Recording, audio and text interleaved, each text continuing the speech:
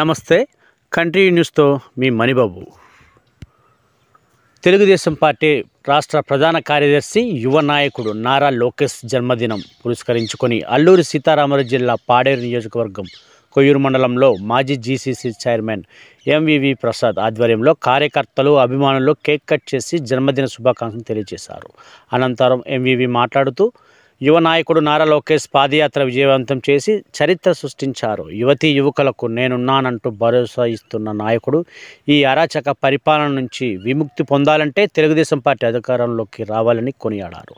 ఈ కార్యక్రమంలో కొయ్యూరు సర్పంచ్ మాకాడ బాలరాజు, మేడిబోయిన చిన్న, మాకాడ బురుగులయ్య, మొట్టడం వీరయ్య దొర, అన్సిట్ నాగేశ్వరరావు తదితరులు నాయకులు కార్యకర్తలు పాల్గొన్నారు.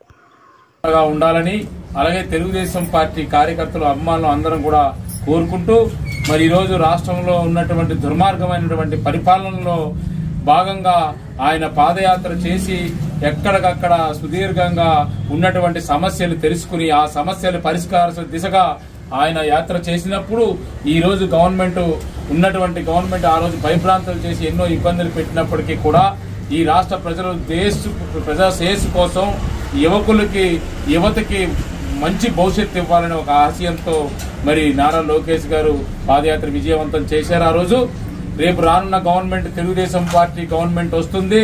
ఈరోజు జగన్ గ్రాఫ్ పూర్తిగా పడిపోయింది. ఆయన ఇచ్చిన హామీలు విస్మరించడం, ఆయన ఏ పని చేయలేనటువంటి పరిస్థితి క్లియర్ గా ప్రజలు గమనించారు.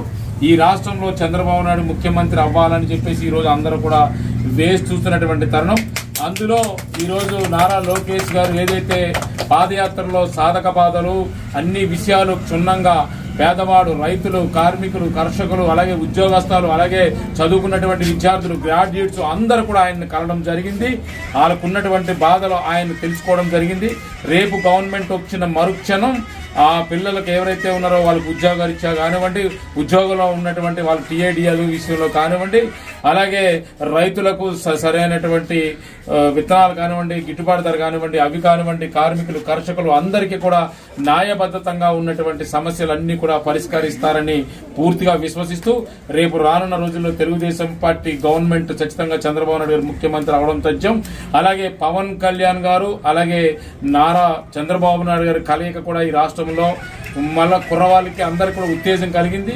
వాళ్ళిద్దరూ సమక్షంలోని ఉమ్మడి గవర్నమెంట్ ఏర్పాటు చేయడం సత్యమని చెప్పేసి ఈ జవాముఖంగా ఈ మరి లోకేష్ గారు పుట్టినరోజు వేడుకల్లో జరుపుకున్నటువంటి మా కార్యకర్తలకు అందరికీ కూడా మరి ఒకసారి ధన్యవాదాలు తెలియజేసుకుంటాం.